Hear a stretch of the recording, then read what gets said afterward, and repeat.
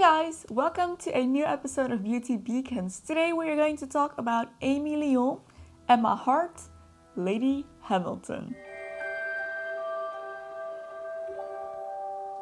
Now before we get started, you may have noticed that I'm trying out a little bit of a different format for Beauty Beacons, where I don't reveal the end result of the look until the end of the video. So do let me know what you think, which has your preference, would you like to see me dressed as the Beauty Beacon from the beginning, or, rather keep it as a little bit of a surprise? Let me know in the comments. Anyways, Lady Hamilton, what a fascinating figure in history. Big thank you to the person who suggested I check her out for Beauty Beacons, because I had a great time reading up about her life. Wow.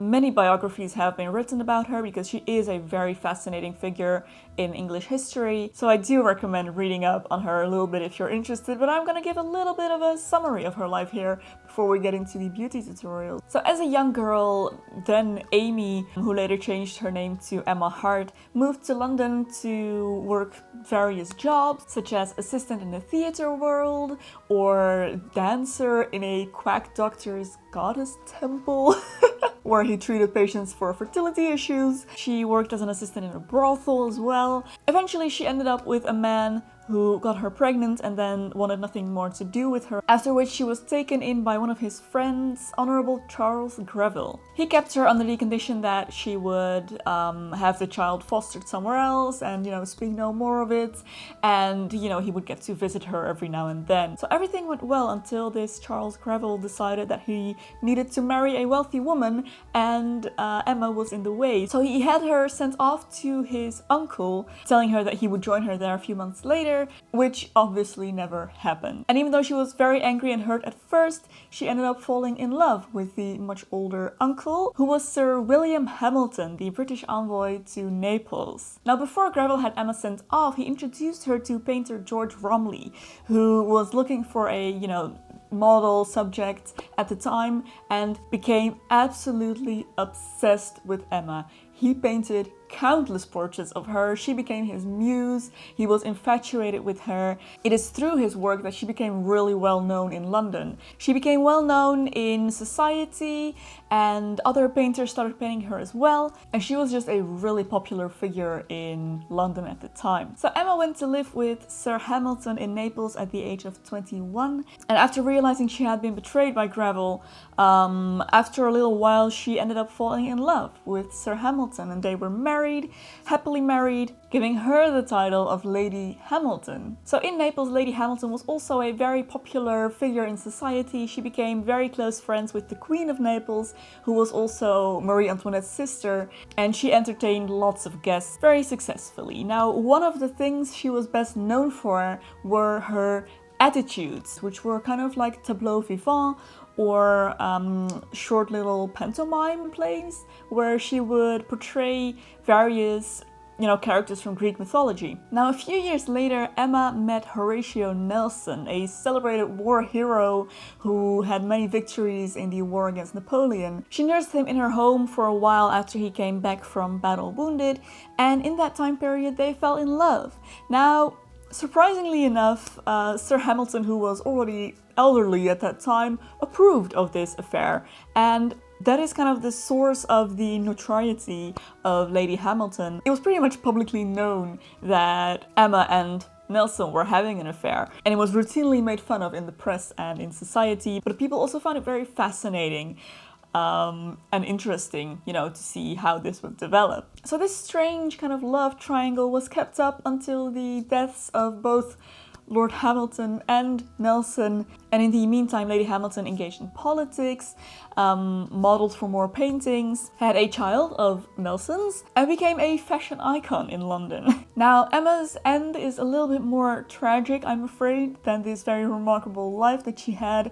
After the death of her husband and her lover, she fell into poverty for the state refused to provide for her, as was the request of Nelson, and she ended up dying in poverty as well from a disease at the age of 49. But by that time she was already firmly established as a celebrity and a beauty beacon, so today I'm going to try and recreate her iconic look. Now most of the paintings that we have of her portray her as some type of Greek goddess or other kind of mythical figure or kind of literary figure, so it is kind of hard to tell what she would have looked like in day-to-day life, although we can be pretty certain she didn't look like she does in those paintings, as they are obviously inspired by Greek mythology. But I decided to go for one of the paintings of her by Romney for the look that I'm going to recreate today, and it is a painting of Lady Hamilton as Circe, which I feel like is probably the most iconic painting of her and a really beautiful one in my opinion. Now I personally think that she is absolutely gorgeous. She seems to have blue eyes and dark hair, which is a massive weakness of mine. I think that is the most beautiful thing there is. So yes, I'm gonna try and recreate that look today. So let's get started with the makeup first. I'm gonna start by applying a layer of foundation to create a porcelain perfect skin. And when that is blended out, I'm going to go over with a little bit of concealer, a nice and light concealer to cover up my dark circles and also just highlight my face a little bit. And since this is the 18th century after all, it is going to give me a little bit of a lighter look, which was very popular back then. So when that is blended in, I'm going to move straight onto blush, and for that I'm going to use a red lipstick that I'm going to apply with my fingers. And I'm going to apply it nice and high up on my cheeks, kind of high and then front and center. The typical kind of 18th century blush placement. So I'm going to blend this out really well. And then I'm going to go over my entire face with a layer of translucent powder to set everything and mattify my face. So for my eyebrows, I'm going to use a tinted eyebrow gel to give them a little bit of color.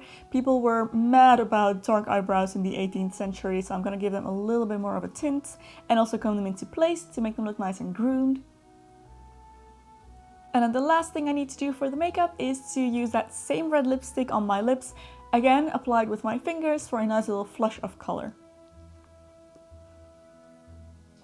So moving on to hair, again this is not your typical 18th century hairstyle, but a little bit of a, artist's rendition of what Greek hair would have looked like to someone from the 18th century. So I'm gonna start by applying some hair extensions because Lady Hamilton's hair was super long and gorgeous, so I need a little bit of help with that and also with the fullness. So just applying 2 strips on the bottom half of my hair, and then I'm going to curl everything with a medium-sized curling iron to create that beautiful wave that she has in the painting. So I'm going to start by spraying my hair with heat protector all over and then curling my hair. And I'm going to curl in alternate directions, so I'm going to curl one strand towards my face and then the other one away from my face. So when I have done all of the bottom layer, I'm going to let down the top of my hair, spray that with heat protector as well, and curl all of this as well. But this time I'm going to curl everything in the same direction. So I'm going to start by curling away from my face on the one side, and then curling towards my face on the other side. When all of my curls are done, I'm going to give this a few minutes to completely cool down, and when it has, I'm going to come back and give everything a nice brush to break up these curls, separate them, and make them more into kind of waves. Alright, so it's time to start teasing. This is the 18th century after all, so I'm going to start with a section on the back of my head, and I'm going to tease, as if having hair is overrated. So when that is done, I'm going to move forward a little bit, take another thin strip of hair and tease this, and I'm going to keep doing this until I've moved all the way to the front, and then I'm going to do the sides in the very same way. When everything is teased, I'm going to pull all of this back onto the crown of my head, very, very loosely, making sure to keep as much volume as possible. And then I'm going to give the hair a little twist and pin it down with a bobby pin. So then I'm going to take a little bit more hair from the sides and the back of my head, so that this is a nice kind of large mass of hair. And with all of that hair, I'm going to form a bun that kind of has 2 layers. So it's going to be a bigger flat one at the bottom, and then kind of a smaller, higher one on top of that. Kind of like a 3-layer cake. And when I have a shape that I like, I'm going to pin this down with a few bobby pins as well. Now, my hair doesn't hold a tease, ever. ever, no matter what I do. So by this point my hair had fallen down pretty heavily, and I decided I did definitely need a bit more height, so I decided to insert a sock donut into my bun to make it a little bit higher and more 18th century like.